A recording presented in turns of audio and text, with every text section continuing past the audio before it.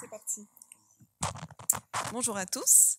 Alors, pour étudier les nouveaux champs d'exploration des conseils de développement, nous sommes partis du constat suivant.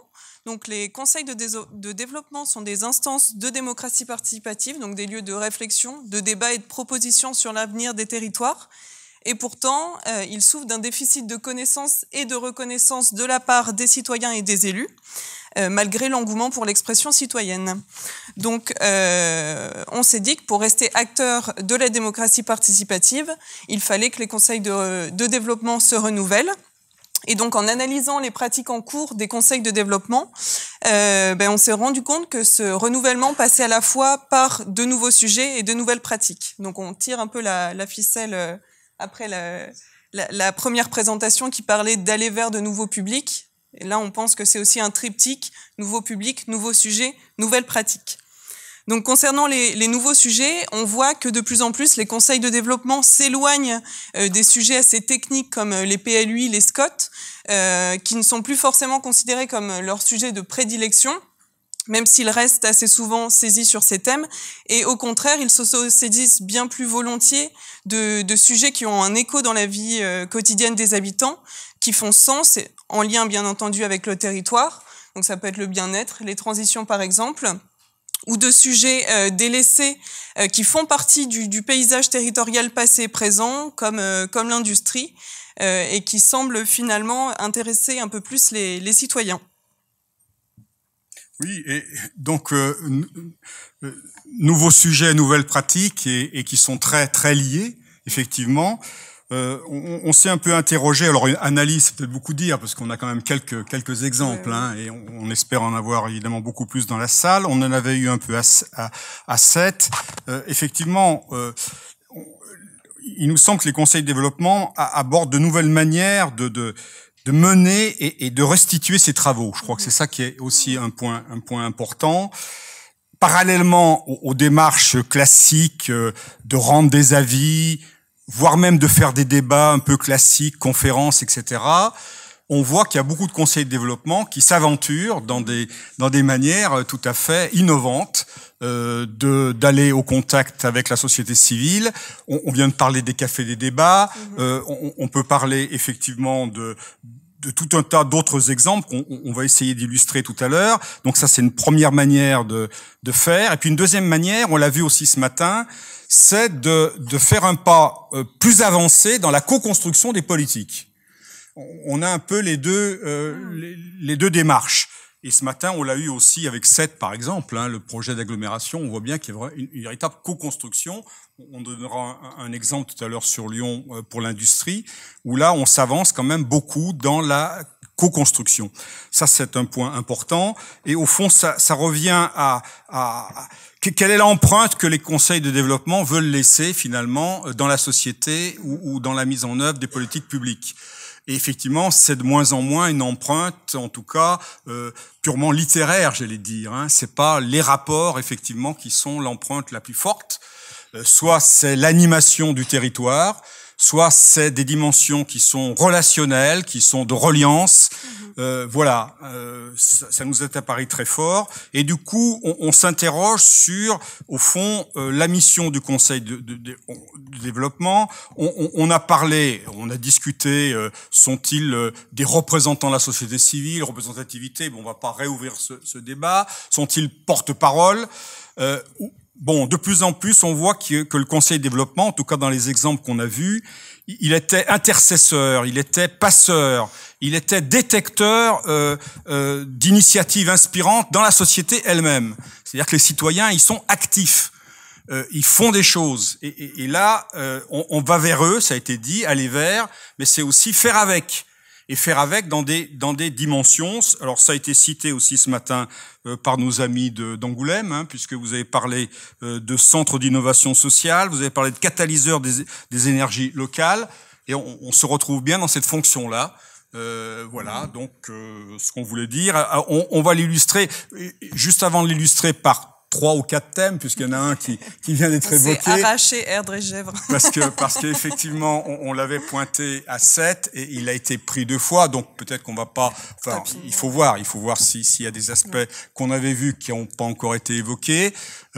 Mais effectivement, le rapport que le Conseil de développement a avec les élus, on en a parlé, et le rapport que le Conseil de développement a avec la société civile, la manière dont il se met lui-même en rapport à la société civile est très important dans la manière d'être écouté par les élus. C'est-à-dire que les deux font la paire, en quelque sorte. Hein. Ça, c'est quand même très important, et que donc ces nouveaux sujets, ces nouvelles pratiques très imbriquées donnent finalement peut-être un nouvel horizon. En tout cas, c'est une interrogation qu'on voulait poser par rapport au traditionnel rapport, avis, on l'a dit, même débat classique, etc. Voilà. Donc, les exemples, alors sur RD, Marion, comment tu fais sur RD? Je vais quand même vous présenter Erdre-et-Gèvres. C'est une autre dimension plutôt sur le sujet, en tout cas sur les thématiques qui sont traitées à Erdre-et-Gèvres. Ce que j'ai compris, c'est que ce conseil de développement a souvent orienté ses travaux et ses réflexions autour du développement durable. Et l'année 2017 a vraiment été une année charnière pour eux, puisqu'ils ont célébré leurs 10 ans autour des transitions, en tout cas sur le thème transition, déployons nos initiatives. Et donc pour lancer ce nouveau projet, ils ont organisé une série d'événements, donc des ciné-débats, des soirées thématiques, donc déjà ça peut être un peu différent, autour des transitions donc énergétiques, écologiques, sociétales et des initiatives citoyennes. Et donc dans le cadre de ce nouveau projet, ils ont créé une carte collaborative des initiatives locales en faveur des transitions. Donc, vous pouvez voir la petite carte sur le PowerPoint. Donc, c'est une carte interactive qui permet de géolocaliser les actions et les projets menés dans les domaines donc, de la démocratie, de l'alimentation, de la gestion des déchets, etc. Donc, on voit que le Conseil de développement essaie vraiment de mettre en lumière et de favoriser ce réseau des initiatives locales en faveur des transitions. Un autre élément important, c'est que depuis 2018, ce Conseil de développement essaie d'embarquer les élus aussi dans cette démarche en faveur des transitions. Donc, il mène une démarche d'enquête en binôme auprès des maires de communes pour essayer de répertorier les initiatives en cours ou émergentes dans chaque commune. Et il tente de faire de même aussi auprès des porteurs de projets pour vraiment créer du récit collectif autour des projets. Donc, ce que le projet a pu créer chez le porteur de projet, son expérience personnelle par rapport à ça. Donc voilà, c'est ce qu'on disait tout à l'heure. On voit que le Conseil de développement se positionne vraiment entre les habitants, les élus et puis les autres pour essayer de faire évoluer les modes de coopération, toujours en faveur de ces transitions. Et un dernier élément qui me semblait vraiment intéressant, on disait tout à l'heure que les conseils de développement s'éloignaient un peu des sujets techniques comme le PLUI. Donc la discussion que j'ai eue avec Marie, elle me disait que vous aviez travaillé sur le PLUI et finalement ce travail a permis de développer une réflexion sur les espaces agricoles, ce qu'on souhaitait y mettre, un espace agricole comme une richesse à préserver, ce qui a permis de démarrer un projet sur la transition alimentaire et agricole. Et finalement aujourd'hui, la communauté de communes a demandé au Conseil de développement de répondre avec eux à l'appel à projet pour développer un projet alimentaire territorial et maintenant le CODEF fait partie du comité de pilotage. Donc voilà, on sent l'importance de ce Conseil de développement. Tout à fait, hein, je pense que c'était des éléments complémentaires qui montrent bien ce rôle de reliance, d'intercesseur par rapport à des acteurs qui agissent et en liaison avec les élus. Hein, c'est très important. Vous avez vu sur la carte, vous le voyez peut-être pas. Hein, moi, j'aime à noter quand même que Notre-Dame-des-Landes est dans le territoire de. Non, mais c'est pas complètement peut-être un hasard, je sais pas. En tout cas, je voulais le faire remarquer. Voilà. Alors, on arrive à un deuxième exemple, c'est celui de la métropole de Lyon sur un cas particulier. Effectivement, l'industrie qui est quand même pas un sujet, hein, puisqu'on parle de sujets nouveaux ou de pratiques nouvelles. Alors, comment ça s'est passé? La métropole de Lyon, qui est très industrielle, hein, il y a 17% d'emplois industriels à Lyon, c'est une exception dans les métropoles, même s'il y a de l'industrie dans un certain nombre de métropoles, a répondu à un appel d'offres. Là aussi, on retrouve un rapport avec un appel d'offres et un rôle du conseil de développement dans une réponse à l'appel d'offres. Et on a d'autres exemples qui montrent ce pas de plus vers la co-construction. La métropole de Lyon donc a répondu à un appel d'offres donc qui s'appelait au départ territoire d'innovation de grandes ambitions, après territoire d'innovation, je passe sur le détail, avec quand même des budgets très importants nationaux, 450 millions d'euros, donc c'est quand même des gros budgets pour aller vers une vingtaine alors pas que de métropoles, au départ c'était plutôt ça, mais après les faits ont indiqué que c'était la totalité des collectivités. Et donc elle a voulu répondre sur l'industrie reconnectée à ses territoires et à ses habitants, qui était quand même un bon sujet. Et dans son première réponse, sans trop nous le dire d'ailleurs, elle a cité le Conseil de développement pour montrer quand même que on voulait se faire approprier par les habitants. Et puis après, on s'est tourné vers nous et on nous a dit participez donc au comité consultatif. On a fait un comité consultatif. Et nous, donc, avec Anne-Marie Comparini, on a fait une autosaisine en même temps. Et ça aussi, ça montre quelque chose, puisqu'il y avait une concertation, une consultation officielle, en quelque sorte, et par les services et les élus de la métropole. Et nous, en même temps, on a fait notre propre autosaisine, mais en articulation. Et c'est une pratique qu'on fait très souvent. On l'a fait pour l'élaboration du plan d'insertion, de métropolitain d'insertion pour l'emploi, puisque la métropole de Lyon est aussi département, doit faire un plan d'insertion. Donc là, pareil, la métropole fait son plan, et nous, en même temps, on fait notre démarche, et après, on fait la jonction.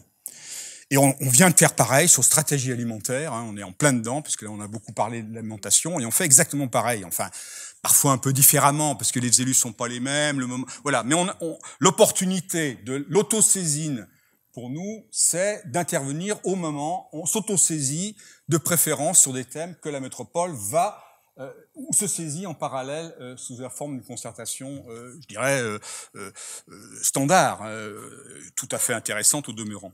Donc, effectivement, c'est le point de départ. Les élus sont venus nous dire, c'était plutôt l'acceptabilité au début, comme d'habitude. Ils nous avaient fait déjà le coup sur le schéma directeur des énergies. Ils viennent vers nous en disant, on va vous faire, là c'était le schéma directeur des énergies, on fait de la prospective, etc. Il y a des scénarios, vous allez nous dire ce qui est acceptable. On a dit non, on travaille pas comme ça, on travaille en appropriation et pas en acceptabilité. Alors, la méthode, c'est aussi celle qu'on a d'habitude. Sur l'industrie, thème quand même au demeurant quand même assez spécifique. On a dit évidemment on fait pas de la technologie, on va regarder les conditions humaines de sensibilisation et de formation, voire d'appropriation des jeunes, y compris des éloignés de l'emploi, mais pas que, sur ce thème-là, industrie du futur, mais industrie de toujours. Voilà, donc ça c'est la méthode. À partir de là, on a aussi utilisé notre méthode. On a plusieurs fois évoqué l'ouverture. Alors l'ouverture à Lyon, désormais, on l'a fait de manière très nette, c'est-à-dire que on repère sur chaque sujet qu'on a, et là on s'était auto-saisi donc sur industrie du futur. Notre démarche, c'est de repérer par nos réseaux les acteurs de toute nature, privés, publics, associatifs, citoyens, qui travaillent déjà sur les sujets qu'on nous pose. Et d'aller voir et de travailler avec eux, de faire des tables d'échange avec eux, pour pouvoir faire des propositions aux élus qui s'appuient de manière importante. Alors sur l'industrie du futur, industrie de toujours, liée au territoire, on a réuni comme ça en 4 tables, alors qu'on aime bien appeler des tables d'échange, mais surtout de travail, ces acteurs vraiment extrêmement divers. On avait donc 80 personnes, dont 35 seulement des conseils de développement, et l'autre moitié, c'est effectivement ça peut aller de l'éducation nationale dans ses fonctions presque habituelles, ça peut aller évidemment sur tout un temps d'initiative, et donc je conclus en disant que qu'est-ce qu'on a sorti de là? On a sorti une proposition d'un réseau d'acteurs de la formation professionnelle avec l'AFPA, le CNAM, le DAFPIC, y compris l'UIMM, etc., pour que la métropole mette le projet d'un pôle de compétences dans le projet qu'elle allait faire. au départ, difficulté en disant, mais la compétence, c'est pas une compétence métropolitaine. Et nous, on leur a quand même fait passer l'idée, qu'ils ont accepté l'idée que si la formation professionnelle était en rien une compétence de la métropole de Lyon, elle était dans sa responsabilité par rapport à ses publics, par rapport à ses entreprises. Et donc, elle a introduit dans son projet l'idée, la proposition qu'elle veut cofinancer donc dans le cadre de l'appel à projet d'une fondation pour une médiation industrielle, pour changer le regard des jeunes, notamment les stages de troisième, pour aller en formation, y compris des personnes éloignées d'emploi. Voilà, donc c'est un exemple. Je crois que Montbéliard, je ne sais pas s'ils sont là, ont répondu aussi au même appel d'offres, peut-être différemment. Ça peut être intéressant de comparer. Voilà. Rapidement. Je vais vous présenter un projet qu'on mène aussi à Valenciennes Métropole. Donc on a démarré en janvier un projet sur l'éco-citoyenneté avec l'école de la deuxième chance, donc des décrocheurs scolaires à partir de 18 ans. Donc l'objectif de ce projet, c'est de leur montrer les initiatives éco-citoyennes du territoire, donc de faire tomber des barrières aussi en déconstruisant ce mot d'éco-citoyenneté auquel ils ont du mal à s'identifier, et puis aussi leur montrer le potentiel du territoire. On souhaite vraiment leur montrer qu'éco-citoyen, c'est entre guillemets à la portée de tous, c'est pas réservé à une catégorie de population et ça peut aussi être pourvoyeur d'emploi. Et donc pour ça, on leur fait visiter ces initiatives éco-citoyennes, donc des ressourceries, des associations de réemploi, de recyclage, des fermes urbaines. Prochainement, ils vont rencontrer les personnes qui ont en charge le budget participatif. On visite également des écoles de zéro déchet. Et donc c'est assez, la manière de mener ce projet elle est assez intéressante. On disait tout à l'heure, on va du matériel à l'immatériel, et en fait dans ce projet on passe pas du tout par l'écrit. C'est que l'oral, on va faire uniquement des rencontres, on passe uniquement par les échanges. Et la manière aussi de restituer le projet est assez différente de ce qu'on a fait habituellement, puisqu'on a signé un partenariat avec la filière audiovisuelle de l'Université de Valenciennes pour que les Master 1 nous réalisent un court-métrage sur ces initiatives éco-citoyennes. Et donc dans ce projet, finalement, les jeunes de l'école de la deuxième chance sont acteurs à plusieurs titres. Ils seront acteurs dans le court-métrage et ils sont également acteurs de la construction du projet, puisqu'ils participeront à la rédaction du scénario et également à l'analyse des rushs après le tournage. Et donc tout le but aussi de ce partenariat, c'est de faire se rencontrer deux mondes qui ne se côtoient jamais, donc l'université et les jeunes décrocheurs. Et aussi, voilà, faire tomber un peu les clichés là-dessus. Voilà, ben ça se recoupe. On a fait aussi ça pour l'industrie. Hein. C'est vraiment tout à fait en parallèle. Quelques mots encore sur le Conseil de développement des Monts du Lyonnais. On reste dans le Lyonnais, avec un contact effectivement qu'on a eu et qu'on avait eu déjà 7 avec eux. Hein, et effectivement, le Conseil de développement des Monts du Lyonnais, c'était de 2005 à 2016, en fait, un conseil local de développement. Ça mettait en œuvre les stratégies régionales et territorialisées de la région Rhône-Alpes, qui ont été supprimées purement et simplement en 2016. Et à l'initiative des membres du conseil, il y a eu une renaissance, une recréation en 2017, cette fois sur la base effectivement de la loi NOTRe et dans le cadre d'une communauté de communes élargie, puisque l'élargissement a amené à une communauté de communes de 35 000 avec 32 communes. Les élus l'ont accepté, mais ce qui caractérise le travail de nos amis et de nos collègues des Monts du Lyonnais, c'est évidemment la volonté affirmée de travailler en indépendance par rapport aux élus. L'indépendance d'ailleurs est réciproque, parce que si on va sur le site de la communauté de communes des Monts du Lyonnais, on ne voit pas mention du conseil de développement. Pourtant, ils ont un appui technique aussi, donc voilà, il y a une sorte de parallélisme. Alors comment ça se traduit? Ça se traduit par, ils travaillent quand même, alors c'est plutôt des membres, c'est pas le conseil de développement lui-même, mais des membres du conseil de développement sont présents dans toutes les commissions de travail de la communauté de communes, donc le plan climat, air, énergie territoriale, le PLH, le projet social, un projet leader qui existe, hein, donc ils sont très implantés effectivement sur ces projets-là, à travers la participation de certains de leurs membres dans les commissions, mais sans que ce soit collectivement le conseil de développement qui y participe. Hein. C'est quand même assez spécifique. Par contre, ils se sont autosaisis, eux, sur l'engagement des citoyens sur le territoire, hein, de manière forte. On va voir les résultats. Mobilité, déplacement. C'est pas allumé là. Si, d'accord. Donc, mobilité, déplacement, communication ascendante et descendante, ils insistent beaucoup là-dessus. Ils participent aussi beaucoup à travers leurs membres qui sont très actifs dans les associations et des entreprises. Ils participent à des initiatives, des événements locaux, dans le domaine de l'alimentation, dans le domaine de la culture, la fête de la pomme ici, l'association Alimentation Solidaire. Et on va conclure voilà. Là. Et on conclut, tout à fait d'ailleurs, hein, avec un dernier rôle, c'est pour ça, y compris qu'on les a cités, avec une liaison que nous avons fait Conseil de la métropole de Lyon et Conseil de la communauté de communes des Monts du Lyonnais, y compris à travers avec le Conseil de l'Ouest lyonnais sur la stratégie alimentaire, pour montrer qu'il y a des transversales aussi qui se font entre les grands et les moins grands. Voilà. Merci beaucoup.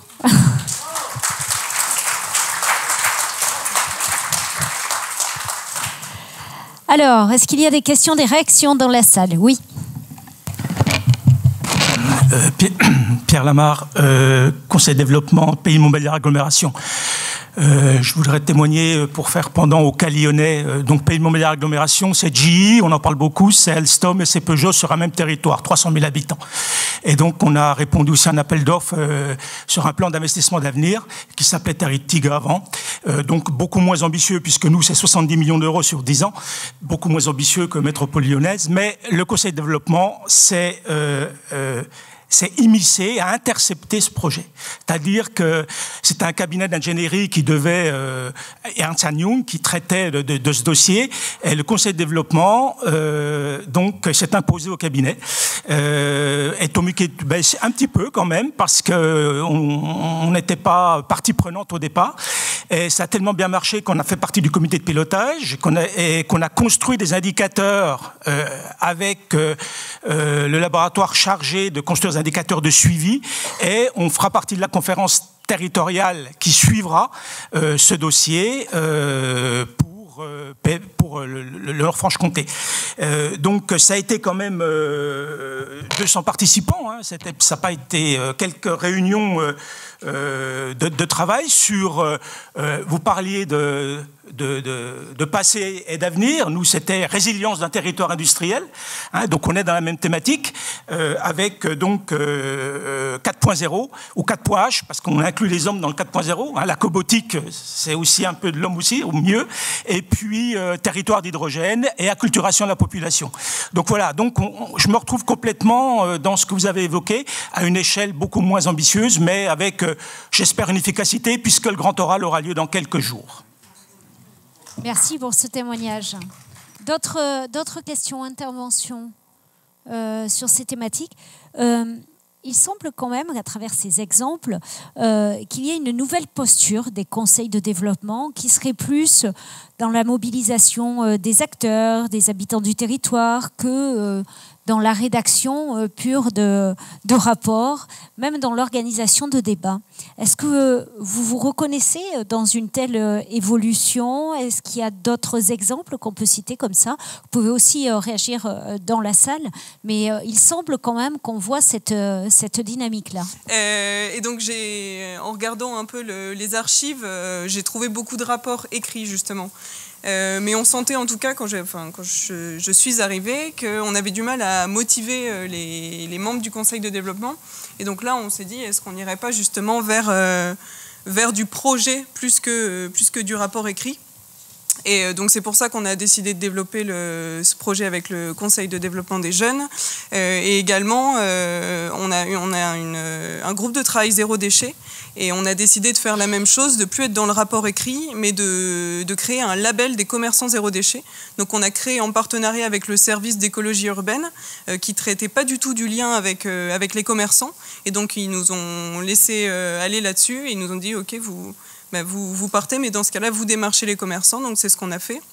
On est allé voir les commerçants pour savoir s'ils étaient intéressés par cette démarche, s'ils étaient sensibilisés au zéro déchet sur le territoire. Et ça prenait un peu. Donc on a décidé de créer des critères zéro déchet Donc notamment, on demande à ce que les commerçants acceptent les contenants personnels, fassent éventuellement des réductions pour les personnes qui amèneraient leurs contenants, etc. Et là, on a commencé à labelliser les premiers commerçants. Et on sent qu'il y a un réel engouement, même de la part des élus. Alors, est-ce que c'est parce que c'est une thématique qui prend en ce moment ? On ne sait pas trop, mais en tout cas, on voit que quand on est dans le concret réellement, c'est-à-dire on va voir les commerçants et on pose un label, bah, ça fonctionne beaucoup plus. Donc nous, a priori, on tendra plus vers ça. Est-ce qu'il y a des réactions là-dessus dans la salle, sur cette orientation que semble prendre cette évolution, beaucoup de conseils de développement en allant plus vers ceci que vers de simples rapports écrits? Ça a toujours été, pardon? Vieille qui parle. Non, mais il me semble que ça... Vous pouvez vous présenter, s'il vous plaît. Madame Grémont, animatrice du conseil de développement de Pleine Commune, Pleine Fougère, oui, merci.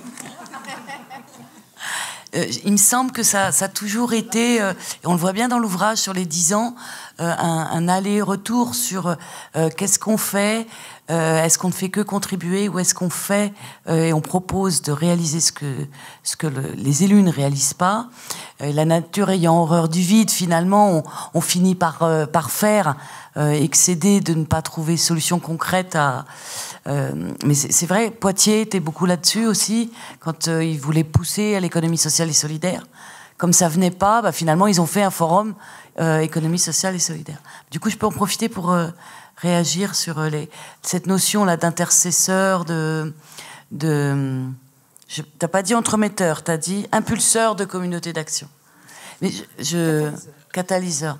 Je pense qu'effectivement, je dirais pas qu'on s'approche des gilets jaunes, mais on a quand même pas mal de collectifs de vigilance, anti ou pro à côté de ce que ne feront pas les élus. Et je pense qu'on est confronté à ces nouvelles communautés qui discutent beaucoup entre elles par les réseaux sociaux, qui sont très experts pour produire de l'image choc, de la carte. Et nous, en tous les cas, sur les Jeux Olympiques, par exemple, on est interpellés et on les aide à projeter leurs propositions dans un projet de territoire sur lequel les membres ont davantage réfléchi et pas que le simple prisme des Jeux Olympiques. On est très complémentaires et du coup ça interpelle sur la façon dont les élus approchent la question, parce que vous disiez qu'on n'était pas poudre de canon mais plutôt poil à gratter. La question en fait elle est un peu là. Ces collectifs, parce qu'ils crient fort, les élus répondent. L'administration se mobilise, le cabinet est au taquet, et nous on dit la même chose plus doucement, donc plutôt poil à gratter, et là on n'a pas de répondant. Et je pense qu'on trouve cette complémentarité avec eux sur certains terrains. Merci beaucoup pour cette intervention. On va vous remercier à tous les deux. Merci beaucoup